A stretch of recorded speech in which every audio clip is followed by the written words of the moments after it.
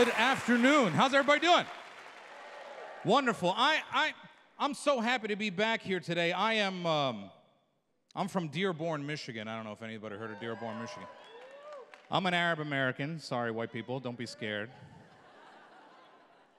But every 10 years in America, I want to talk about something. Every 10 years in America, we do a census. You know, we have to do it. It's in the Constitution. We, the people, in order to form a more perfect union, establish justice, blah, blah, blah. And when you do the census, they ask you stuff. They ask you, what's your name? What's your address? And then they get to these questions about race. And everybody has a box on the census form. But Arabs, we don't have a box. First question they ask you right away is, are you Hispanic, Spanish, or Latino? That's the first question they ask you. I don't know why. Maybe Trump wrote the form. I was filling out this form. I wanted to be counted. Now, this form, this part did not go for me, as you can see. I failed this question. I moved on. And they have these questions. What is your race?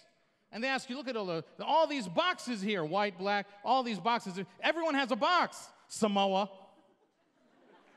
Guam, Fiji, all these boxes. But we, Arabs, we don't have a box. I wanted to check one of these boxes. I almost checked the black box. Because Arabs were very similar to black people. We get profiled. We get blamed for stuff that we don't do. We scare the hell out of white people. We have big families and Sunday dinner and lots of cousins. We do all that kind of stuff. Like the way you know you're one of us is if your family's so big that you're older than your uncle. Like if you ever took your uncle to Chuck E. Cheese, you're one of us.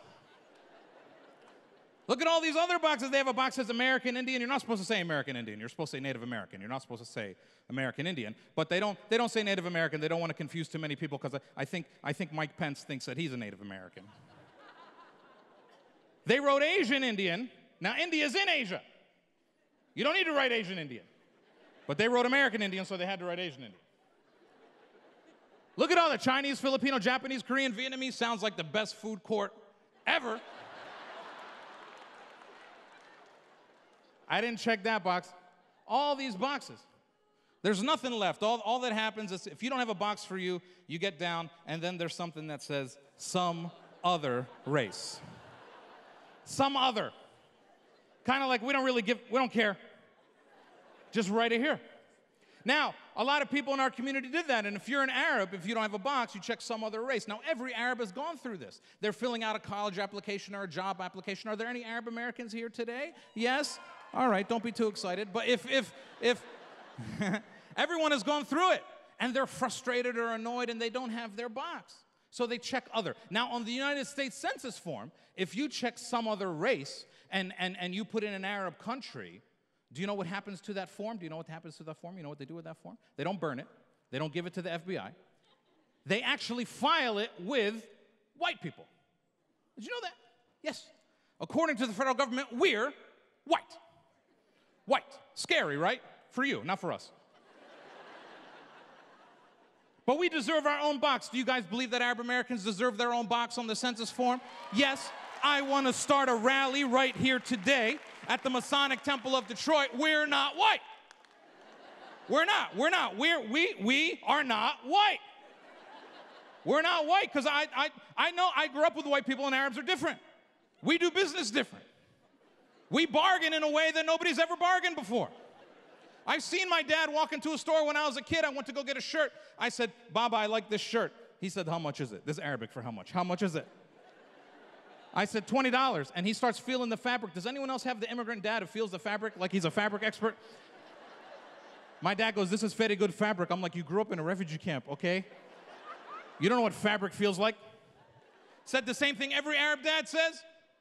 Do you know how much it cost them to make this shirt? $3, maybe $4. So let's give them $5. I was like, this is the gap. You can't do that here. We bargain different. We don't understand some things. I got asked to go MC a charity auction for a bunch of Arabs in New Jersey like 5 years ago. Auction. How do you explain the concept of an auction to Arabs? They don't understand this stuff. These people have been bargaining their whole lives. It was very confusing to them. They said, wait, we are fighting to make the price higher? Like this doesn't make sense to a bargainer. I got on stage and I was like, the bidding on this item starts out at $1,000. Some Arab said, 400. I said, no. I don't think you understand the way this works. And we have weird names we got to try to fit in. My name is Amer. See, Amer's. Some of Arabs I know, some of you are here, some of you change your names for white people. You got to stop doing that. Some of you have met Arabs whose names are like Mike or Faye. That's not their names.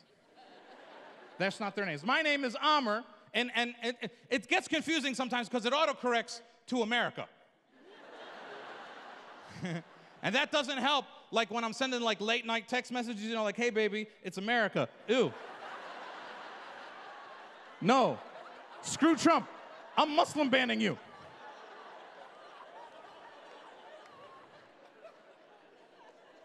But we also get portrayed in ways that we don't want to get portrayed because we're misunderstood, because we don't have that box. We don't know. Let me tell you a little bit about me. See, I get asked weird questions all the time. People don't know what we are. I was in the airport a few years ago and the flight was delayed. Not because of me, but the flight was delayed. And I went into the airport bar and I was talking to this guy, and he was a nice white guy. He said, what's your name? I said, Amer. He said, wow, that is an interesting name. Where are you from? I said, I'm from Michigan. He said, no, where are you from? This is what white people say when they want to find out where are you really from. And I said, I'm from Palestine. That's where I'm from. I'm Palestinian, like Jesus. Let me tell you a little bit about where I'm from. That's right. Jesus is where I am from. He's the most famous man in the history of the world. Yeah. We should probably use him more. We don't use him enough. People are scared of Palestinians sometimes. Like, for instance, they see this scarf and they think something's about to go down. Now, sometimes we wear this scarf because we're protesting. Sometimes we wear it because it's cold. And it's a really good scarf. All right? So if you see me walking down the street in July and I'm wearing this scarf, get out of the way. I got something to say.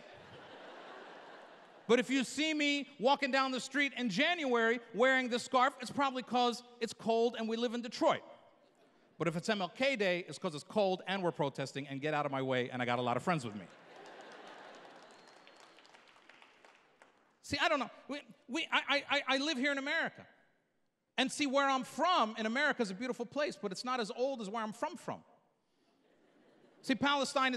You might have heard about Palestine, I don't know, either on the news or in the Bible. See, we span a long range. It's different. We're in this beautiful theater today. It's very old. It's very old. And somebody will stand outside this theater here in America, because America is a young country, and say, this theater is 100 years old. And then you go to Palestine and you're in Jerusalem and you're eating a falafel sandwich, and you say to the owner of the restaurant, tell me about this restaurant. And he says, well, Jesus ate here. And you're like, that's old. That's where I'm from, see?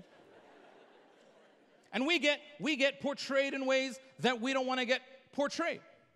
See, what's the biggest high school in Detroit? Called Cass Tech, right?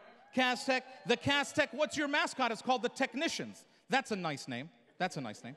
It's a nice name. Imagine if you were called the Cass Tech Mexicans, and this was your mascot. You could imagine some Mexicans would be very upset. In Dearborn, we have a high school called Etzel Ford High School. Their mascot is the Thunderbird. I don't know what a Thunderbird is, but it's fine, whatever. Imagine if they were called the Etzel Ford Blacks, and this was their mascot. I could imagine some people getting very, very upset. This is the actual mascot of a high school in California. They are called the Coachella Valley High School Arabs. That's who they are. You see, that's who they are. We went and we said to them, hey guys, this is offensive. They said to us, well, we don't think it's offensive. Well, we said, well, we're real Arabs. And we think this is pretty offensive. You know what they said to us? They said, well, we feel like we are celebrating your culture. So not only is this how they see us, this is the most positive way in which they see us. Do you understand the problem that we have? This is what we're dealing with all the time. And so we're here today trying to say we need our own box. We need to be recognized. We're not white. I wish we were. Seems like the best thing to be. But we're not. We're not. And so I want to make sure everyone knows we need to be counted. We need to be heard. We need to be somebody that is like somebody like everybody else, part of the community of communities in America, because if you don't get us a box, then you get to do something like us, like make a mascot out of who we are. Or you might do something like they did to this kid. This kid's name is Diab. He was in high school in Florida. Whenever he would walk into his French class, his teacher would say, "Here comes the Taliban. Here comes the raghead." And they complained, and that's his dad next to him, and they complained. And you know, his dad complained to the principal, he didn't get what he wanted, and then he went to the superintendent, and if you know any Arab dads, they're never like satisfied, they always want to talk to the manager. And he went and talked to the superintendent. And they did a whole investigation, and they found out that everything that young Diab was telling them was true. She was saying all this stuff. Now clap once if you think this teacher should have been fired. Clap once if you think she never should have been able to teach again. She was suspended for 5 days. 5 days, see, that's the world that we live in. So I say, I wish we were white, but I know we're not. I know we're not.